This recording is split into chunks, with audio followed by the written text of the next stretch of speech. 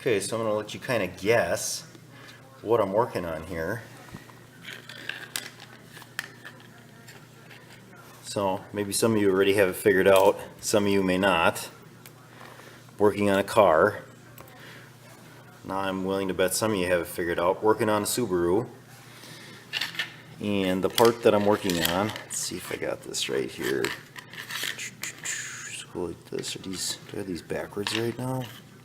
I think it goes like this. Seat. Front seat removal. Tools that I used would be this very cheap 14mm socket with this more expensive snap-on extension that some mechanic left underneath the hood of a previous car. And then again, this very cheap Great Neck RA38 ratchet. So yeah, pulled the front seat out. Now, you may be asking yourself why. Well, here's the reason why. The airbag light came on, and the reason I'm guessing the airbag light came on is my wife spilled, or her water bottle spilled on the seat, and shortly after that the airbag light came on. So I'm going to try to dry the seat out, and the reason I'm guessing it's that is because once before I think we were swimming or something, the seat got wet from swimsuits or towel or something, and the light came on. And I think that airbag light has something to do with not only airbags, but also like the safety restraint system, or maybe all the airbags in the car, and somehow that's linked to the seat. I don't know if I read that or if I'm just making this up, but this is the harness that you get to take off the seat.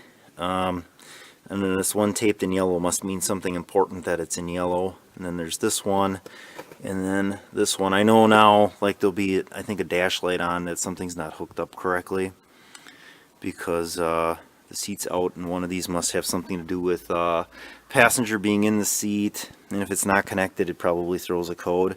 But I'm going to try to get the seat dried out. It was pretty wet. I took a towel and blotted it, and I got it inside the house now, so I'll let you know if that does the trick. But taking the seat out, it's not too difficult. Just got these two front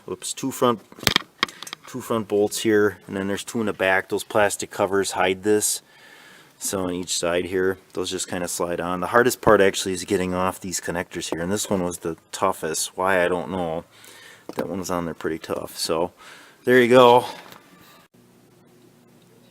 Alright, so here's the seat out. Got it in the house here. What I'm going to do is lay it back here in a second, but you can kind of, maybe you can't see, but this is dark here. This is wet. This is wet, really wet in here. The seat's not as bad. It feels drier. So what I'm going to do is take the whole thing here, and I'm just going to tilt it back so that I can dry it out. And then I'm going to lay it on top of my vents over here by the patio door to help dry it out. And I'm thinking overnight this thing should be pretty dry then. I got to vacuum it too to get some crumbs going on in there. So that's what the Subaru seat looks like. And underneath here, I can do this. Those are the connectors that I had to take off that were connected to that floor wiring harness. So pretty complex setup here for a car seat. So I'll let you know once I got it all put back together if that's what it was.